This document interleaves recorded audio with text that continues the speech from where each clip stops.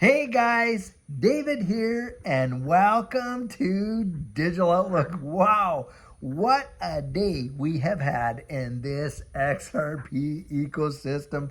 I'll tell you what, a lot of folks have really been kind of shaken up about this whole decision from Judge Annalisa Torres, where she has denied Ripple and SEC's joint application, guys, with this whole deal of the injunction and, of course, the fine. Now, interestingly enough, a lot of lawyers have come out today that have been following this space. You got Fred Rispoli, you got John Deaton, you got a whole bunch of these different guys. And, of course, one of the main ones, Stuart Alderati, Ripple's chief legal officer. And Stuart has actually come out and he said, listen, guys, this is just business as usual. Judge Torres actually gave us two pathways. Number one, we can either agree together and settle this whole thing, or we can move forward with the appeal. It's business as usual. And he's coming out and he's saying, listen, one of the things that she mentioned, and this is big to highlight, is it was the historical institutional sales, not the sales going forward. So there is some big rumblings in this space that the SEC and Ripple could literally, both of them, withdraw their appeals, and they could, move forward jointly with Ripple paying the fine, all that kind of stuff, but with for the historical institutional sales. And guys, the SEC could come out, they could literally give Ripple a pass with respect to future sales when it's talking about these institutions, because it is not the court, it is the SEC who is the regulator. And if the regulator comes out and says, listen, we don't even view these sales that you're doing and the way you're doing them right now as, any kind of problem whatsoever. And so therefore, they're not going to have to worry about any kind of big time injunction. Now, I'm telling you, it just blows me away.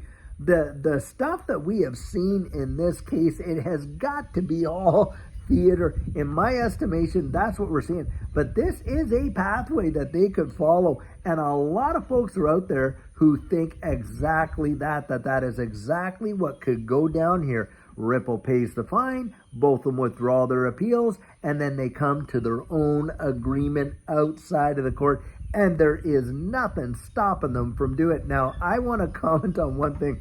One guy put in there a comment, and I thought this is really actually excellent in the video from this morning. He said it's like you've gone out there and you've had a divorce, or you were going through a divorce, but then you and your spouse, you kind of worked it all out and you said, you know what, we don't wanted the divorce, and the judge is like, nope, you applied for a divorce, so because I have the authority, I'm going to divorce you. And I had to laugh, because that's exactly what it feels like. Here you've got both the SEC and Ripple jointly making an application where they both have kind of got in agreement with everything, and you have this sitting judge turning around and saying, nope, I don't care if you agreed or not, my ruling's going to stand, and that's just the way that it is. Well, I'll tell you what, guys, if they do go forward with an appeal, I think they'll go forward together and move it to a higher court if that happens, where they literally overturn Judge Annalisa Torres' decision on the institutional stuff, because that's what really is boiling down to, is, the institutional sales and things like that. Now, we know that they did not represent securities as they were defined under the Howey test. Why? Because the folks that they were selling that ODL to were not buying it based on, the efforts of others to see a profit. No, they were buying it to utilize it as the fuel for cross-border remittances. Boom, right there. And it was a utility. It was not meant for that. But of course, we're in a whole new world now. And that's why, guys, we're seeing this as nothing but a big dog and pony show. But I think that it is just going to cause this ecosystem, actually, it's better news than what a lot of people think. Now, I was reading another article, and in this article, it was quoting Jake Claver, very good friend of ours. And Jake was saying, listen, this isn't all that bad. It's going to force institutions in the short term to actually go out there and gobble up that XRP on the retail market. And just another reason why we could potentially see a major supply crunch for XRP. That could happen, guys. There is not as much XRP out there available for the retail market as what a lot of people think. It is not that deep. In fact, you know that if you had a lot of people that hold XRP, and it's on Coinbase, for instance, and they went in to withdraw all that from Coinbase, I'll tell you what, they would shut the market down for the withdrawing of XRP on that fast, guys. They would. And the reason is guys, I don't think they have it all right sitting there with the ability to fulfill it just like that. But I'll tell you, and that is telltale. So a lot of these exchanges, we're seeing less and less XRP availability on exchanges. We know that because we can see the stats. And you got whales gobbling it up like crazy. Of course, every little bit of negativity, the amount of people that came out and flooded, and I mean flooded the comments with all kinds of FUD, it was insane. It had to be bots. It had to be bots.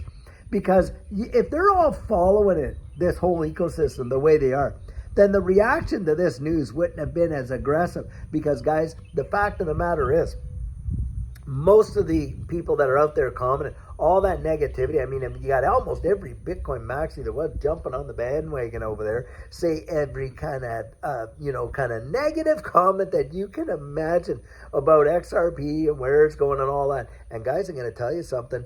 I've been here before. I have been here before. I have heard it before. I have seen it before.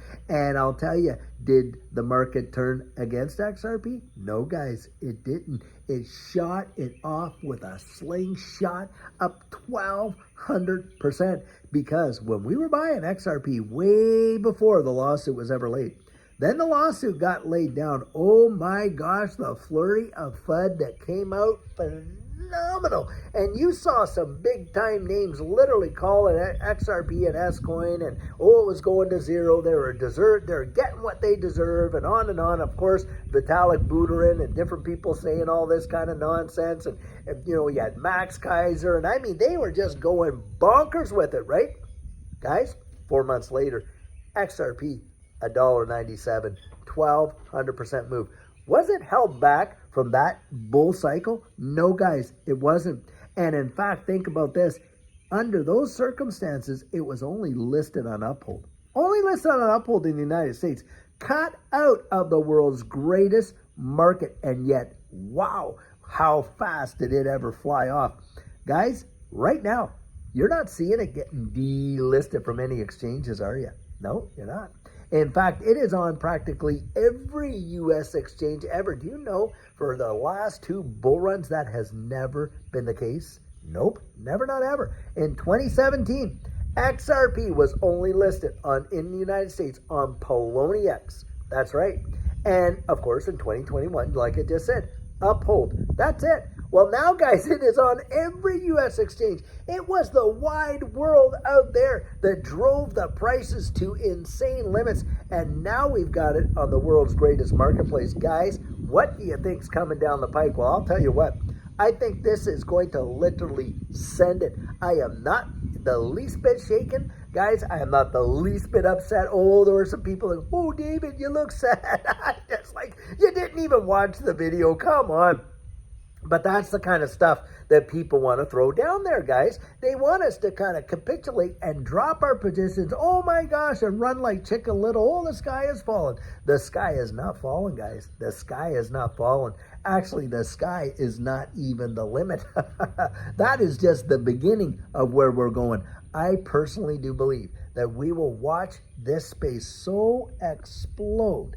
It will blow people's minds. It will happen, guys, when they least expect it. Least expect it. Now, I wonder how many of them are going to get out there when XRP is at 10, 20, 30, 40, 50, $100.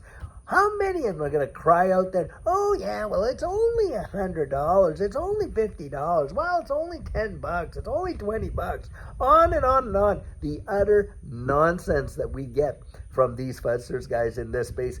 And that's why I think with the amount that was thrown out today, had to be bots, couldn't even be really human beings. But that's what's going down. Guys, don't let yourself get discouraged. Don't let yourself get shaken up.